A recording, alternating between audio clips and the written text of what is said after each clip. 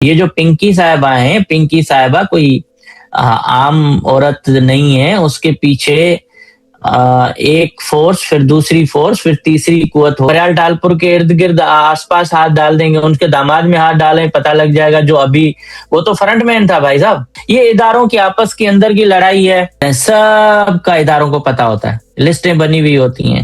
اکا دکا بھی کوئی ان سے مس ہو تو ہو، ایسا سوال ہی پیدا نہیں ہے کہ ان کو پتا نہ ہو. اور وہ بھی گارڈن کے ایریا میں ایک خاتون بیٹھی ہوئی. اور اب یہ پورا پولیس کا اور اداروں میں آپس کے ٹکراؤ کا مسئلہ ہے. جن اداروں نے پکڑا ہے ان کو سب پتا ہے کہ 18ویں ترمیم پاس کرانا نہ کروانا کوئی پیپلز پارٹی سے کوئی بڑی بات ہی نہیں ہے. ان کے پاس ان سے بھی بڑی بڑی فائلیں ہیں. دیکھو ہمارے اوپر دباؤ ہے، زرداری صاحب نے یہ کیا وہ کیا. یہ مراد علی شاہ نے اس کو اس لیے رکھا، اس کا آپ کردار اگر کراچی میں حیدرآباد میں پوچھیں گے تو وہ قوم لوط سے تعلق رکھتا ہے. ویلکم جی، سیاست ڈاٹ پی کے سے میں ہوں وقار بکا اور اس وقت میرے ساتھ موجود ہیں امتیاز چانڈیو. چانڈیو صاحب، it's pleasure to host you, thank you very much. Sir, ایک 2 صفحوں کی لمبی ایف آئی آر کروا کے بیٹھ گئے، یہ کیا ہوا سر؟ کیسے ہوا؟ کیوں ہوا؟ بس سر ہو جاتا ہے کبھی کبھی. بہرحال آپ کو پتا ہے کہ سندھ کے اندر الحمدللہ ہماری جو آواز ہے وہ سنی بھی جاتی ہے، اور اس کے ساتھ ساتھ تھوڑا سا ہم دوستوں کو موٹیویٹ کرتے رہتے ہیں، اسپیشلی نوجوانوں کو کہ آواز اٹھائیں ناانصافیوں پر اور سندھ کا عوام کوئی تبدیلی لائے. تو کچھ دن پہلے میں نے سندھ پبلک سروس کمیشن کے جو نتائج آئے تھے، جس میں تقریباً 12,000 امیدواروں میں سے 70 امیدوار پاس ہوئے، اور وہ بھی سارے کے سارے ہمارے سی ایم ہاؤس کے جو فرنٹ مین ہیں، اور اس کے ساتھ ان کا جو اسپوکس پرسن ہے، اس کا بیٹا جو کئی دفعہ فیل ہو چکا ہے، رشید چنا، باجاری، راہ پوٹرا، اور اس طرح سے اور بھی جو سفارشی ہیں، حکومتی جماعت کے جو سردار ہیں، وڈیرے ہیں، مطلب وہ سب کے سب جو وہی پاس ہوئے ہیں. اور ان کے اوپر ایک سوالیہ نشان تھا کہ بھائی یہ سندھ پبلک سروس کمیشن ہے یا سندھ پیپلز پارٹی کی کوئی کمیشن ہے؟ مطلب 12,000 میں سے آپ صرف 70 امیدوار، وہ بھی معجزے میں وہی جو چیف منسٹر ہاؤس کے ہیں، وڈیروں کے ہیں، سرداروں کے بیٹے ہیں، مرغیاں پال رہے ہیں وہ، اور باقی سندھ کا نوجوان اتنا نااہل ہے کہ آپ ان کو نوکریاں نہیں دے رہے ہو. پھر پتا چلا کہ بھائی ایک ایک نوکری جو ہے وہ 4 سے 5 کروڑ میں بکی ہے. پھر اس سے پہلے بھی نوکریاں بکی ہیں، ابھی اور انجینئرز کی بھی پوسٹ آ رہی ہیں، ورکس اینڈ سروسز کی، اس کے ساتھ ایجوکیشن ڈپارٹمنٹ، یہ سب مطلب ایک ایک پوسٹ جو ہے نا یہ بیچی جا رہی ہے. اب اس میں الزام کس کے اوپر تھا؟ یہ تھا وسیم احمد سندھ کے بیوروکریٹ رہے ہیں، بڑے کوئی خاص اچھے اور ایماندار بیوروکریٹ کی لسٹ میں نہیں ہے. یہ جب ای ڈی او کراچی تھے، ریونیو تھے 2005 میں، تو اس وقت اینٹی کرپشن نے اس کو حراست میں لیا تھا کرپشن کے کیس میں. پھر اس نے خود کو بچایا، اور قائم علی شاہ صاحب کے زمانے میں جب وہ چیف منسٹر بنے تو اس کے بعد یہ کیسز ختم ہو گئے. تو کہنے کا مقصد یہ کہ ایک کرپٹ ترین بیوروکریٹ کو آپ نے سندھ پبلک سروس کمیشن کا کرتا دھرتا بنایا. اور جب میں نے ویڈیو اپلوڈ کی تو انہوں نے 2 صفحوں کا تو خط لکھا، اور اس میں یہ کہا کہ انہوں نے ویڈیو بنائی، اشتعال دلایا، لوگ آئے، انہوں نے احتجاج کیا، تو اس پر دہشت گردی کی ایف آئی آر ہوگی. مطلب جو ایک آئینی ادارہ ہے جس کو وضاحت دینی چاہیے کہ بھائی ہم نے نوکریاں نہیں بیچی ہیں اور ہم نے میرٹ کیا ہے، یا ہم اس پر ٹھیک انکوائری کراتے ہیں، وہ یہ میسج دینا چاہ رہے تھے کہ اگر ہم ایف آئی آر کرائیں گے دہشت گردی کی تو یہ ڈر جائیں گے، نوجوان باہر نہیں نکلیں گے، اور اس کے ساتھ ساتھ یہ معاملہ دب جائے گا. تو اصل مسئلہ یہ کہ یہ پیسے لے کے کھا جاتے ہیں، اور ان کو پھر پتا ہوتا ہے کہ واپسی پیسے دینے نہیں ہیں.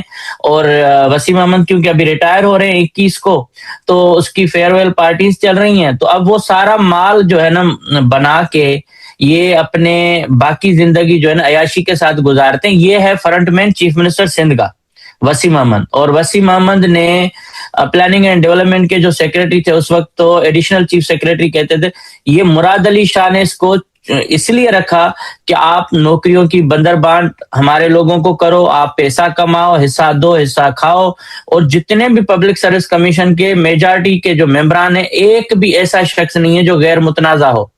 مطلب کہ سب پیپلز پارٹی کے اپنے لوگ ہیں. اور ایک میرپور خاص سے تعلق رکھنے والا ممبر ہے، اس نے تقریباً 16 کروڑ کے 2 فلیٹ لیے ہیں کراچی. آپ بتائیں گے یہ اتنا پیسہ یہ سندھ کے نوجوانوں کا خون کر کے یہ کما رہے ہیں، اور اس کے بعد ہمیں دھمکا کہتے ہیں نا الٹا چور کوٹوال کو ڈانٹے، یہ ہمیں آنکھیں دکھا رہے ہیں کہ بھائی آپ اگر بات کرو گے تو ایف آئی آریں ہوں گی. اور اس میں میرے خلاف انہوں نے پوری وہ چارج شیٹ بنائی کہ میں نے لوگوں میں شعور پھیلایا. اس لیے یہ سندھ پبلک سروس کمیشن ہے، کوئی 9 مئی والا وہ جو کیا کہتے تھے لاہور میں جس میں گھس گئے تھے، تو ہاں وہ کور کمانڈر ہاؤس ہے. میں ہر چیز ان کی، مطلب میں تو زندگی میں ایسا بیوقوف چیئرمین میں نے نہیں دیکھا جس نے اپنے آپ کو جو اگر اس کو پڑھ رہی تھی کوئی ان کو غلط باتیں وہ سن رہا تھا، اس نے آج پورے سندھ نے اس کو نوازا ہے غلط الفاظوں کے ساتھ، ان کی تصویریں لے کے. کل جو ہے وہ سندھ پبلک سروس کمیشن کے سامنے تاریخی احتجاج ہوا ہے، ریلی نکلی حیدرآباد میں اتنی بڑی قیامت جیسی گرمی میں، اور یہ ہمیں جھکانا چاہے گا دہشت گردی کی ایف آئی آروں میں. اور ہمارا قصور صرف یہ کہ سندھ کے لوگوں کو ہم کہتے ہیں کہ بھائی آپ سجاگ ہو جاؤ، جاگ جاؤ. یہ ڈکٹیٹرشپ ہے اور چیف منسٹر کی اور اس کے ساتھ وسیم احمد کی. تو الحمدللہ اس کو تو ہم نے فیس کیا ہے، اور دہشت گردی کی ایف آئی آر ایک نہیں ہے، میرے خلاف بہت ساری کٹوائی ہیں، ضیاء النجار نے بھی، چیف منسٹر نے بھی، اور کچھ کا پتہ ہے کچھ کا نہیں ہے. تو ان کا مقصد صرف یہ ہے کہ کسی بھی طرح اس کو ہم واپس بلائیں، کسی بھی طرح یہاں وہاں نقصان دیں یا یہاں دیں. تو اس لیے یہ مختلف اداروں کو لکھتے بھی رہتے ہیں میرے خلاف، غلط ٹویٹس بھی کرتے رہتے ہیں، الزام تراشیاں بھی کرتے ہیں. اور انہوں نے گھٹیا ترین الزام جو لگایا ہے اپنی کیمپین میں کہ میں نے، مطلب میں اس کو بولتے ہوئے بھی مجھے شرم آ رہی ہے. اور میں آج آپ کے اس فورم سے ایک وضاحت بھی کرنا چاہ رہا ہوں، اور مجھے امید ہے کہ آپ یہ چیز چلائیں گے کہ ایک ایسا شخص ہے جو خود کو صحافی کہلاتا ہے، اس کی آج پرانی ویڈیو آج وائرل ہو رہی ہے، اور اس شخص نے اس کا آپ کردار اگر کراچی میں حیدرآباد میں پوچھیں گے تو وہ قوم لوط سے تعلق رکھتا ہے. اس نے اپنی فیملی کو چھوڑ کے ایک نوجوان کے ساتھ زندگی گزارنے کا فیصلہ کیا ہے. اب اس نے پبلک سروس کمیشن کے امتحانات کے متعلق اور ان کی کرپشن کے متعلق سیمینار میں مجھ پہ الزام لگایا کہ میں نے نوکری لی ہے، پیسوں وہاں سے میں نوکریاں لیتا ہوں، پیسے جو ہے نا وہ مجھے مطلب میں بیچتا ہوں. مطلب مجھے اس نے، کیونکہ میرا اس سے پرسنل بڑا عرصے سے معاملہ چل رہا ہے، اور کشمور میں جب ہندو برادری کی تحریک تھی تو وہ بھی میرے ہی کال پہ ہندو برادری نکلی تھی، ان کے 4 مغوی تھے، ڈاکوؤں کے خلاف تحریک چلی. تو الحمدللہ اس میں آج تک کشمور میں پھر کسی ڈاکو نے ان کو اغوا نہیں کیا ہے. سرداروں کے خلاف ہم نے تحریک چلائی. تو اس میں نے سپر مدینہ ایک بڑا ریسٹورنٹ ہے سندھ کے ہمارے ہائی ویز پر، ان کے جو مالک ہیں رؤف کھوسو ایم پی ہیں، میں نے اس کے خلاف بائیکاٹ مہم کی کال دی تھی. تو انہوں نے مجھے میسج کیا تھا، اس سامنے آج جرنلسٹ نے، جس کو آج کل اردو میڈیا بڑا سندھ کا عظیم بندہ کر کے پیش کرتے، وہ ایکچولی ایجنسی کے لیے کام کرتا ہے. اس نے مجھے کہا کہ اس ہوٹل کے خلاف کیمپین مت چلاؤ. وہاں سے ہماری بگڑی اور یہ میرے خلاف لکھتے رہتے. میں آج آپ کو سندھ کے کسی بھی شخص کو، ایاز لطیف پلیجو کو، یا جس کا نام آپ دینا چاہیں، میں آپ کو اس کے لیے اپیل کرتا ہوں کہ آپ انکوائری کریں. اگر سندھ پبلک سروس کمیشن سے ایک نوکری، ایک سفارش، ایک بھی چیز میرے نام سے، اگر میرا کوئی نام استعمال کر رہا ہے مجھے پتا نہیں ہے، لیکن میرے نام سے یا میں نے کبھی کہا ہو، میں پھانسی کا حقدار ہوں. یہ چیزیں صرف اس لیے کہ جب سندھ میں کوئی آواز اٹھاتا ہے تو اس کو گندا کرنے کے لیے کوئی نہ کوئی اسکینڈل لایا جاتا ہے، اس کے خلاف سازشیں کی جاتی ہیں. اور وجہ صرف یہ ہے کہ ان کے لوگ سنے نہیں. لیکن الحمدللہ لاکھوں کی تعداد میں ہماری ویڈیوز شیئر ہوتی ہیں، لوگ سنتے ہیں، اور ایون جلسوں میں تقریریں ہماری چلائی جاتی ہیں. یہ صرف اس لیے کہ بھائی سندھ میں کوئی شعور ہو. آج بھی میں نے کہا ہندو برادری کشمور سے آپ پوچھیں کہ میں نے اپیل کی تھی کہ روزانہ اغوا ہونے سے بہتر ہے ایک بار ہی آپ سڑکوں پہ نکلیں اور اپنے حق کے لیے نکلیں. وہ ہائی ویز بند ہوئے 2023 میں، اس کے ساتھ کراچی میں 3 تلوار پر دھرنے لگے، حیدرآباد کا بائی پاس بند ہوا، اور جو مغوی پولیس نہیں بازیاب کروانا چاہتی تھی وہ 1 ہفتے کے اندر بازیاب ہوئے، اور ایک بندہ 1 مہینے کے بعد. تو ان سرداروں کے ناک میں ہم نے ایک رسی ڈالی ہے، اور ہم چاہتے ہیں کہ یہ بدماشی، یہ دہشت گردی سردار کر رہے ہیں ریاست کی مدد سے. اب ان کے ٹاؤٹ قسم کے ایجنسی کے لوگ ان کو ہماری کسی بات پہ ہوتا ہے وہ ہمیں کنٹراورشل کرنا چاہتے ہیں. تو میں آپ کو سندھ کا کوئی بھی شخص چاہے میرا کٹر دشمن ہو اس کو بھی میں کہتا ہوں انکوائری کریں اگر میں نے ایک بھی جاب لی ہے. باقی آپ کسی بھی جلسے میں اپنی ذاتی اناج نکالنے کے لیے بات کریں تو بھائی فرشتے ہم نہیں ہیں, لیکن الزام جو ہے وہ غلط, وہ بھی پرانا ہے, ابھی وہ ویڈیو وائرل ہو رہی. تو کہنے کا مقصد یہ ہے کہ بھائی الحمدللہ اس معاملے میں کلیئر ہوں, اور میں چاہتا ہوں کہ یہ جو ہماری سوشل میڈیا کی ایک روانی ہے یا اس میں لوگ جو ہے غلط لوگوں کو پروموٹ کرتے ہیں وہ نہ کریں تو زیادہ بہتر ہے. ٹھیک ہے. اچھا سر, ہم واپس اس بات پہ آتے ہیں جو سندھ پبلک سروس کمیشن ہے. آپ نے کہا کہ 3 سے 5 کروڑ تک کے پیسے دے کر لوگوں نے نوکریاں خریدی. سر پاکستان کا پیسہ ڈی ویلیو ہے, مگر سر 3 سے 5 کروڑ کی پھر بھی ایک خاصی اہمیت ہے. تو کیوں یہ لوگ اتنا پیسہ دے کر یہ نوکری لیتے ہیں؟ پھر پیسہ پورا کیسے ہوتا ہے؟ کیونکہ 3 سے 5 کروڑ تو تنخواہ میں پورا نہیں ہو سکتا. کتنی کوئی کرپشن ہوگی کہ پورا ہو جائے گا؟ کیسے ہوگا؟ اور کیوں یہ نوکریاں اتنی خریدی جا رہی ہیں اور پھر پیسہ لگایا جا رہا ہے؟ دیکھیں, وڈیرے کا بیٹا, سردار کا بیٹا, یا جو پچھلے 20 سال اب ہونے والے ہیں پیپلز پارٹی کے اس حکومت کو, آپ اس میں دیکھیں گے کہ پہلے آپ کو سندھ میں 3-4 سردار ملتے تھے, اب آپ کو گلی گلی میں سردار مل رہے ہیں. چھوٹے چھوٹے سردار جن کی کاسٹ, جن کی برادری کا ہم نے کبھی نام بھی نہیں سنا تھا, وہ بھی سردار بن گئے, کیونکہ پیپلز پارٹی نے کرپشن کو گراس روٹ لیول تک پہنچایا ہے. عام لوگوں کو غلام بننے کے لیے جیسے ایم کیو ایم کا سسٹم تھا, زونل انچارج, سیکٹر انچارج فلانا, بالکل اسی طرز پہ انہوں نے چھوٹی چھوٹی بستیوں میں, ایریاز میں انہوں نے سردار اور چمچے پیدا کیے ہیں اور ان کو بے تحاشا پیسے سے نوازا ہے. اب اس پیسے کی آپ اگر بات کر رہے ہیں کہ ڈی ویلیو ہے تو ڈالر کے حساب سے بالکل ہے, لیکن اسی حساب سے آپ دیکھیں روزانہ اربوں روپے کی کرپشن ہوتی ہے روزانہ. آپ اگر ایک ٹھیکہ بھی بیچ دیں, کام تو ہوتے نہیں ہیں کیونکہ جتنے بھی کام ہو رہے ہیں کاغذوں میں ہو رہے ہیں, اور آپ کو سڑکیں تب صفائی ہوتی ہے جب زرداری نواب شاہ میں اترتا ہے تو اس کی جو شاہانہ گاڑی ہے وہ بھی بڑے بڑے گڑھوں سے جمپ کھاتے ہوئے نکلتی ہے. اور میں کہتا ہوں کہ ایسے پریزیڈنٹ ہونے میں اگر ہوتا تو ڈوب کے مرتا, کہ میں اپنے شہر میں اتروں اور وہاں میری لگژری گاڑی گڑھوں میں اور گندگی میں گزرے اور میں اس کا فوٹو فخریہ طور پر پیش کروں. اب یہ جو کروڑوں روپے کی نوکری ہے تو یہ خدمت تو نہیں ہوگی. اب ایک ہوتا ہے ڈاکٹر, اب بھائی وہ پڑھ کے اور اس کے بعد ڈگری لے کے ڈاکٹر بنے گا تو ٹریٹمنٹ کرے گا, لیکن اسی جگہ پہ آپ ایک عطائی ڈاکٹر کو ایم بی بی ایس کی بغیر امتحانات کے آپ اس کو کہو گے کہ تم جا کے سول سرجن ہو اور جا کے ہاسپٹل سنبھالو, ایم ایس بنو, تو وہ تو علاج کرنے کے بجائے اپنا جو پیسہ اس نے لگایا وہ نکالے گا. تو یہ 1.5 کروڑ 3 کروڑ 4 کروڑ جتنی بھی بک رہی ہیں یہ سارے امیر لوگ ہیں. آپ دیکھیں نا 12,000 لوگوں میں سے 70 لوگوں نے صرف افورڈ کیا ہے. آپ اس سے اندازہ کریں 70 لوگوں نے کروڑوں روپے دے دیے ہیں, اور انہوں نے ہی نوکری کے وہ بیچارے اہل تھے جو آج سیٹ پہ جائیں گے. اس میں آپ کو بتا دوں عمیر باجاری کا کوئی بھائی ہے یا بھانجا ہے یا ان کا رشتہ دار, جو سلیم باجاری جو چیف منسٹر ہاؤس چلاتا ہے, جی وہ عمیر باجاری جو کراچی میں ڈی ایس پی بھرتی ہوا تھا پولیس کے جو اغوا کے تاوان کے جو 2.5 کروڑ تھے وہ لیتے ہوئے پکڑے گئے تھے, جیل میں گئے نگران حکومت کے زمانے میں. لیکن جیسے ہی چیف منسٹر سندھ آیا اس نے فوراً اس کو جو ہے عہدے پہ بحال کیا, اس کے کیسز ختم ہو گئے, اور جس افسر نے ان کو پکڑا تھا شاید آصف قائم خانی, اس کو صوبہ بدر کر دیا. اب آپ سلیم باجاری کے, اب عمیر باجاری جیسے لوگوں کو جو بھرتی کرو گے تو وہ تو ڈاکے ڈالیں گے نا. تو ہم اس میں صرف سندھی نہیں متاثر ہو رہے ہیں, اس میں اردو اسپیکنگ متاثر ہو رہے ہیں, ہر وہ انسان متاثر ہو رہا ہے جو میرٹ پہ نوکری چاہتا ہے. اور وہ نوکری بیچنے والا کون ہے؟ وسیم احمد. اور اس کے اوپر اگر کوئی الزام لگاتا ہے تو کہتے ہیں کوئی انکوائری نہیں ہوگی, ہم دودھ کے دلے. میں کہہ رہا ہوں chief justice of Pakistan justice صلاح الدین پنور کو کمیشن کا سربراہ مقرر کرے, پتہ لگ جائے گا.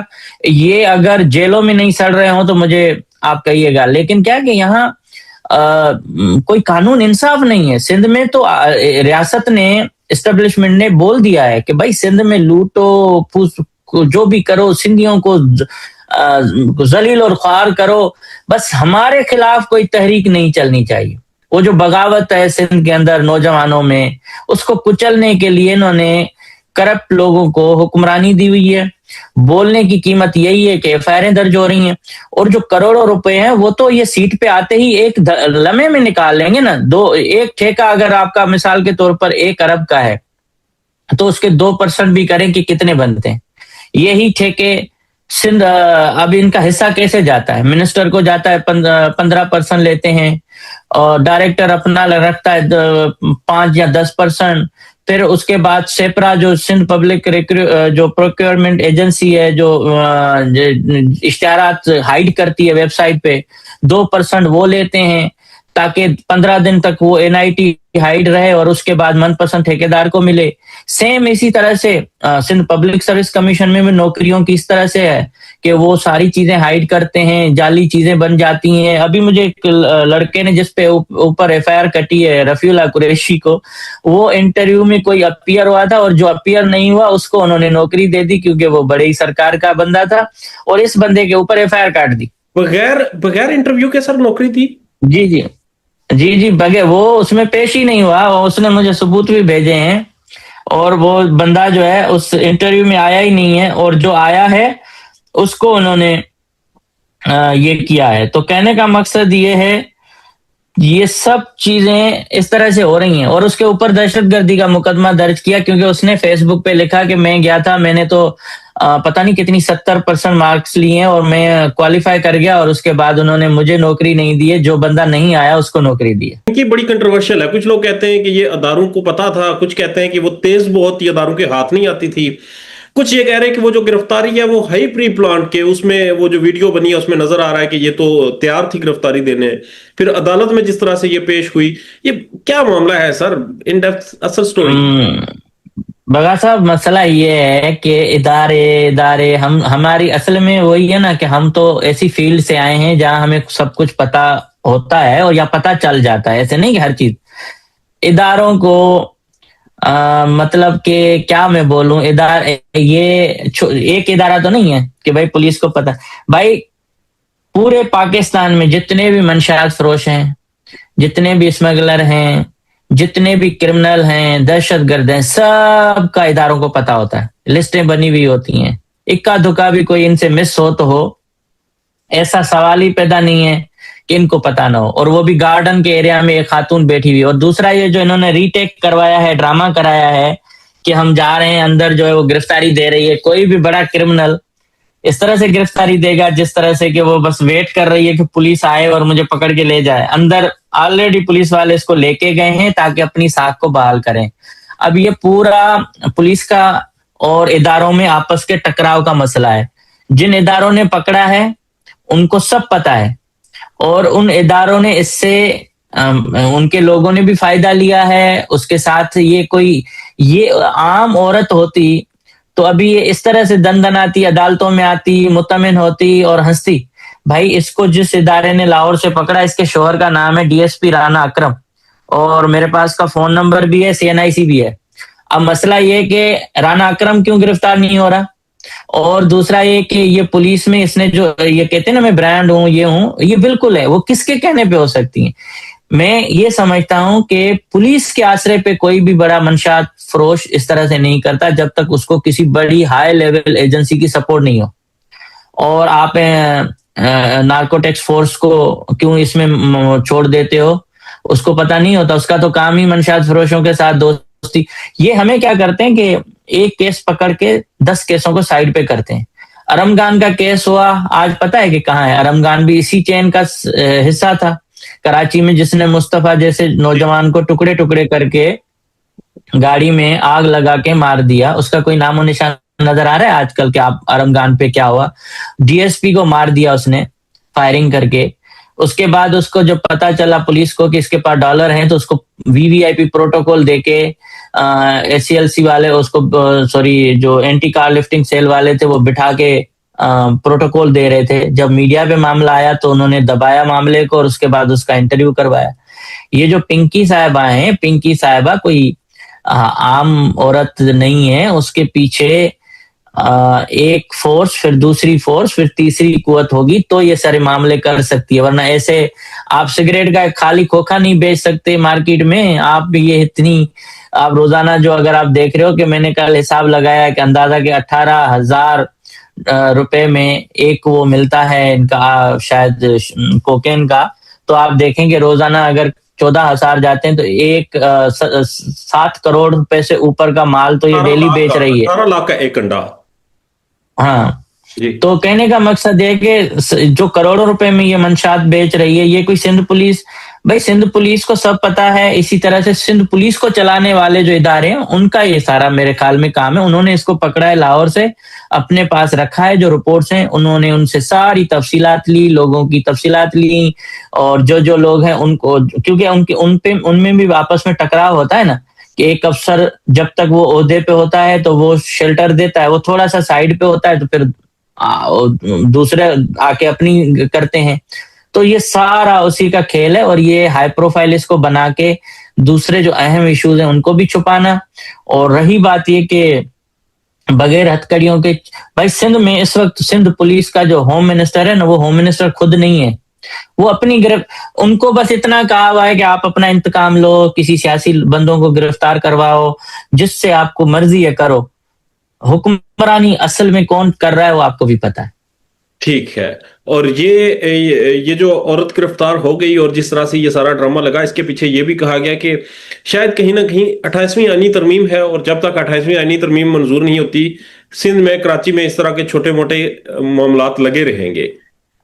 कि 18वीं तरमीम पास कराना ना करवाना कोई पीपल्स पार्टी से कोई बड़ी बात ही नहीं है। उनके पास इनसे भी बड़ी बड़ी फाइलें हैं, और ऐसी ऐसी फाइलें हैं कि आप सोच नहीं सकते। लेकिन ये सारा कंप्रोमाइज सिस्टम है, और एक्चुअली मैं वही बात कर रहा हूँ कि पाकिस्तान की बदकिस्मती है कि जिनको मुलाजमत करनी है वो हुक्मरानी कर रहे हैं, और जिनको हुक्मरानी कर रहे हैं वो गुलामी कर रहे हैं। अब ये मसला सिर्फ पिंकी के जरिए नहीं है कि बस पिंकी पकड़ी गई तो ये 28वीं तरमीम पास करवा देंगे। इतना सिंध का आवाम भी तो है ना। पीपल्स पार्टी को ये मैंडेट ये तो नहीं मिला है कि आप 3 वाल कर दो अपने हुकूक को, और आपको कोई भी औरत कल बबली को ले आएंगे, कल फिर जो है वो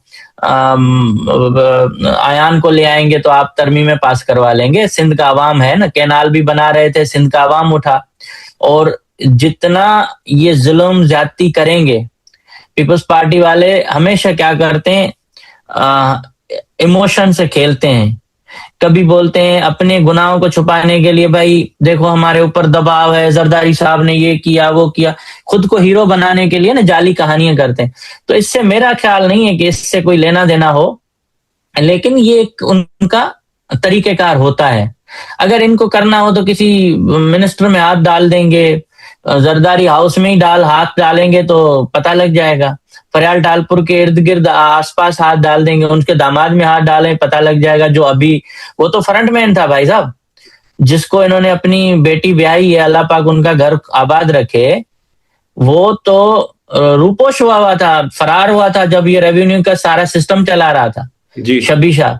तो उसमें हाथ डालने से ही मसले पता नहीं कहाँ जाएंगे, तो ये इस खातून में हाथ डाल के क्या करेंगे। लेकिन ये इदारों की आपस के अंदर की लड़ाई है, और उसमें जिन्होंने जितना फायदा पिंकी से लेना था, वो पिंकी को फिर आगे उन्होंने पकड़ा है। और अभी ये थोड़े दिनों के बाद पिंकी फिर वापस अपने सिस्टम में जाएगी, जब भी इनको कोई सजा दजा तो इतनी नहीं होगी, और मौजें हो जाती हैं। अगर आप बड़े में बड़े मुजरिम हो तो जेल की मौज है, फिर आपकी कोर्टों की मौज है, हर जगह पे पुलिस वाले तो खुश होते हैं कि अल्लाह करे कोई ऐसा बंदा आए हमारे पास।